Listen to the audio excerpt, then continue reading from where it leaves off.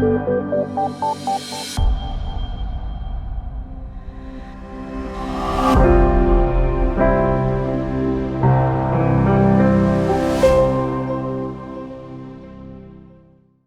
and information literacy enables people to understand and to use media.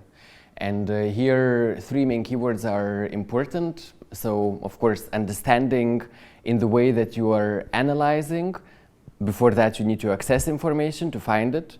And then that you are also able to reflect on what particular medium is telling me what the author maybe was trying to tell me or what he would like me to think. And on the other hand is to use, and this is a crucial point that we show also ordinary people, not professional journalists only, how media is being created. So it is clear how the backstage also of the whole kitchen works. So the creation part is a crucial one, and also then the goal of overall media and information literacy is to act. So to know your rights and obligations and communicate, act and use media respectfully and responsibly. And the third keyword, and this kind of a short definition actually, is that we are talking about ordinary people. So media and information literacy nowadays can't be a luxus. It must be something that is accessible for everyone. Especially looking from the point of journalism, it is very clear that the producer of media and the content provider has shifted dramatically in the last decade. Maybe for some 10-20 years, it was more or less clear what one media company, a newspaper, a portal or anybody was affiliated with, associated, impacted by, in whose hands it was. Well, most of the times it was clear for the reader and it was easy to research what's behind.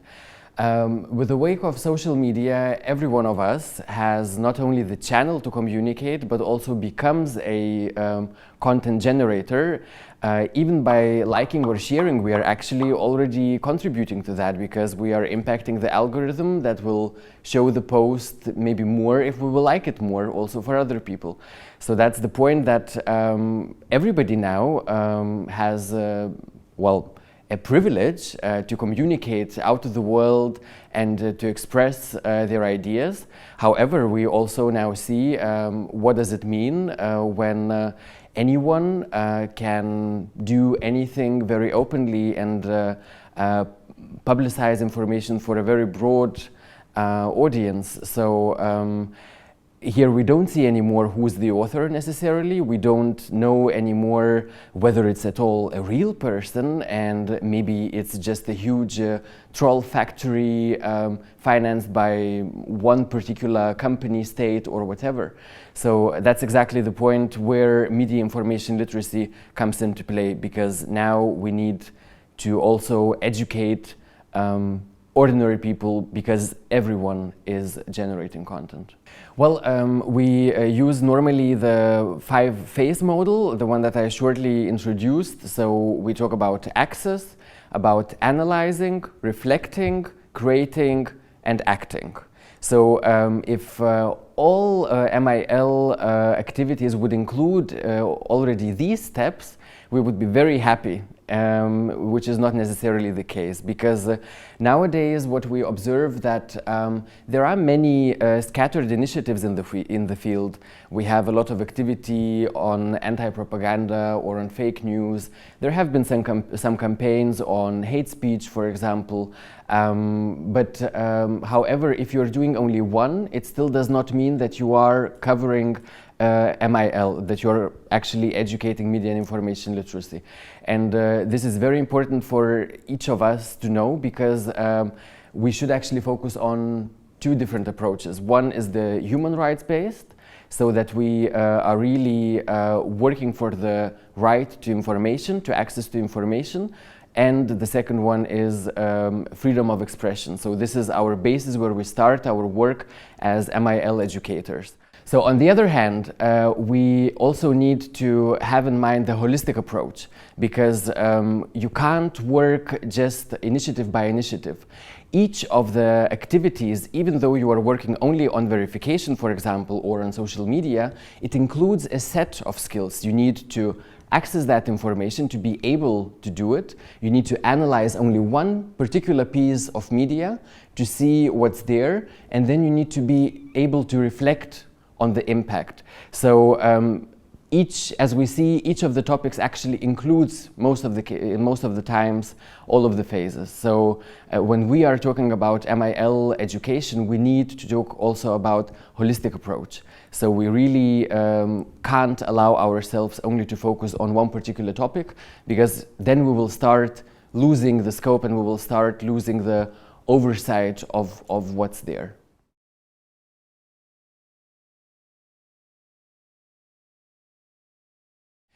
Well, there are several challenges, and first thing is that we have still a very differing understanding of the notion of MIL.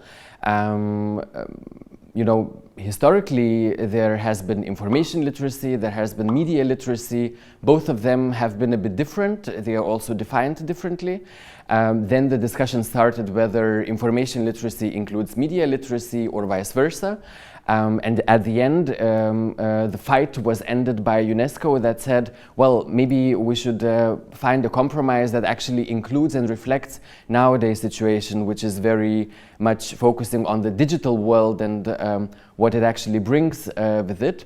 So they established the composite concept of media and information literacy that includes all of these aspects plus the new things that are coming now in the digital world. So the first thing is really to understand the notion and to understand that we are not working only on ICT skills, not only on digital literacy, and if, as I said, if you are doing only one particular issue, we are working only on one particular issue of MIL education, you're still not doing media and information literacy.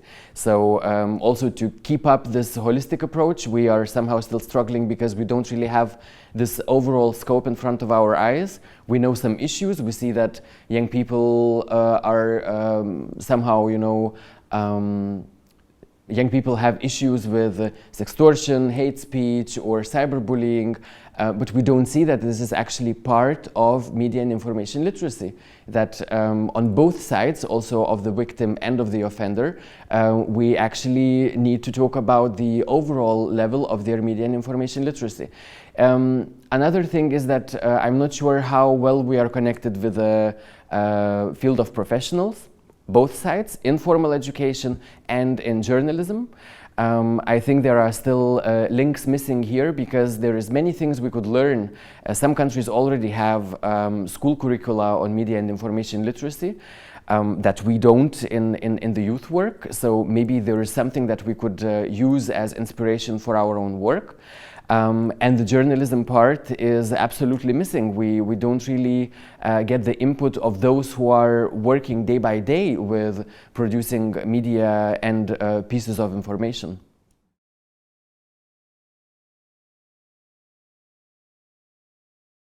There is no participation without information, so it's clear for me, and that's also why this five-phase model has as the main outcome participation, because if we are starting from the human rights-based approach, if we say that by educating and by enabling people to understand and use media, by offering them MIL, we are actually contributing to their freedom of expression. We are enabling them to use it. And of course, that's already the first step of being active citizen and also changing your own environment. So I think it's just obvious, and there is not even so much need to discuss on that, because it's just a natural outcome that happens when people are enabled to access information, to understand what's going on around me, and then to also try to reflect on your own self. So do I want to react to that? And if so, then of course I will need some creation skills. So I will become at some point a media producer. Maybe I will just make a poster in my school, or I will write a tweet, but that is already the first step, and we have seen how also digital or very small movements that of course needed some visibility and publicity, how much power they gained and how much movement and social activity they brought. In Serbia now recently, we have been facing many issues with YouTubers. They are very popular, they reach many young people. So however, not always it was very constructive. That's what was happening and what was communicated by them. So as an example, many YouTubers started fighting with each other by posting their videos. So they would, kind of attack verbally another YouTuber in their own post. And that became quite a huge phenomena that, and if you think what kind of an effect and impact it has on the viewer, who is still a forming young person, they take it sometimes as a new way to communicate, which is of course not the case. So in the end, YouTubers were actually spreading hate speech. So what we did, we gathered a group of young YouTubers who made a lip sync, they called it clickbait video, and they were rapping. There was later on a version also in hard metal, and it was a huge success because they showed that together we can do more, and together we are still we can communicate with each other in a respectful way.